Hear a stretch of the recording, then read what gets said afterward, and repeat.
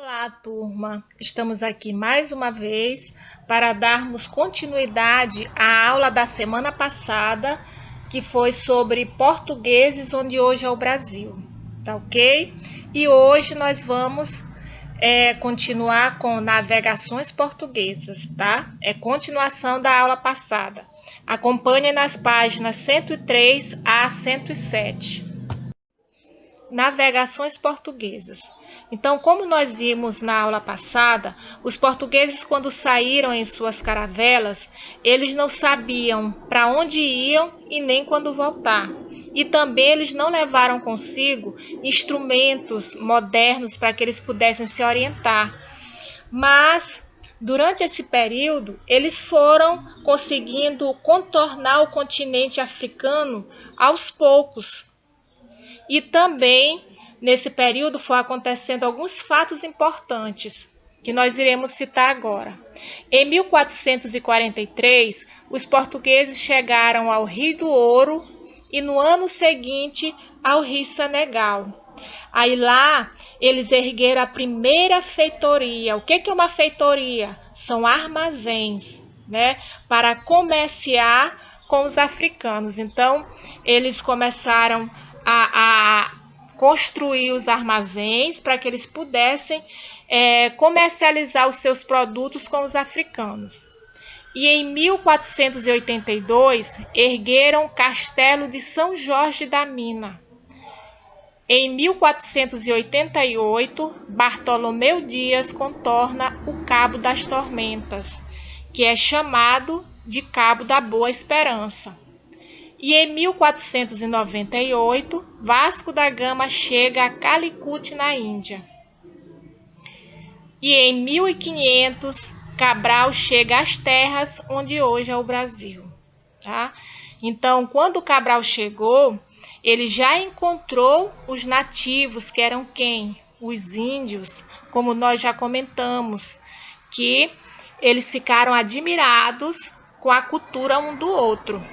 Assim como os indígenas ficaram admirados pela forma como os portugueses se vestiam, como eles falavam, os portugueses também ficaram admirados com a cultura dos indígenas, a forma como eles se enfeitavam, né? A forma como eles falavam e assim sucessivamente. A concorrência espanhola. O que foi a concorrência espanhola?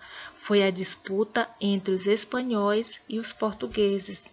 Então, quando os espanhóis descobriram que os portugueses estavam obtendo lucros com o comércio das especiarias, eles também começaram a se aventurar pelo mar. Só que as caravelas funcionavam de acordo com a posição do vento. Então, ao invés do vento seguir em direção a leste e chegar às Índias, o vento acabou seguindo em direção a oeste. Então, por isso é que no dia 12 de outubro de 1492, o navegador Cristóvão Colombo chegou à América.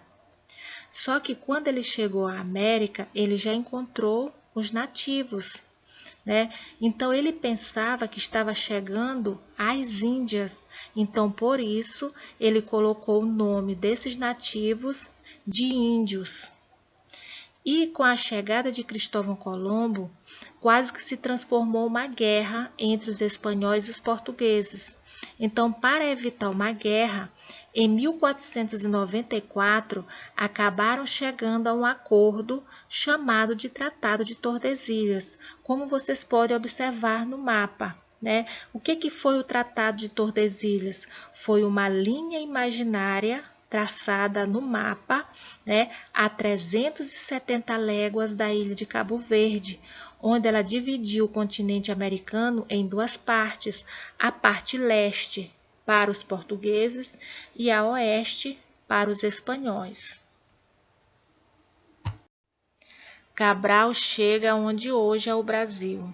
Então, quando a expedição de Vasco da Gama voltou das Índias carregado de muitas especiarias, levando muito lucro, né, e riquezas para os portugueses, ou seja, para Portugal, o rei D. Manuel ficou muito feliz. Então ele decidiu mandar uma outra expedição, só que essa expedição foi comandada por Pedro Álvares Cabral, né?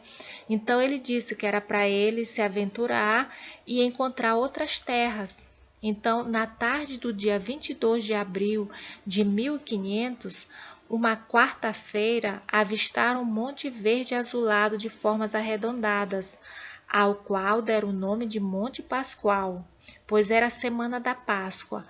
2 dias depois, desembarcaram em uma aldeia dos índios tupiniquins, no lugar onde hoje é Porto Seguro, na Bahia. Como vocês podem observar a imagem ao lado, né, da cruz, em homenagem aos 500 anos da chegada dos portugueses ao Brasil. São Vicente, a primeira vila brasileira.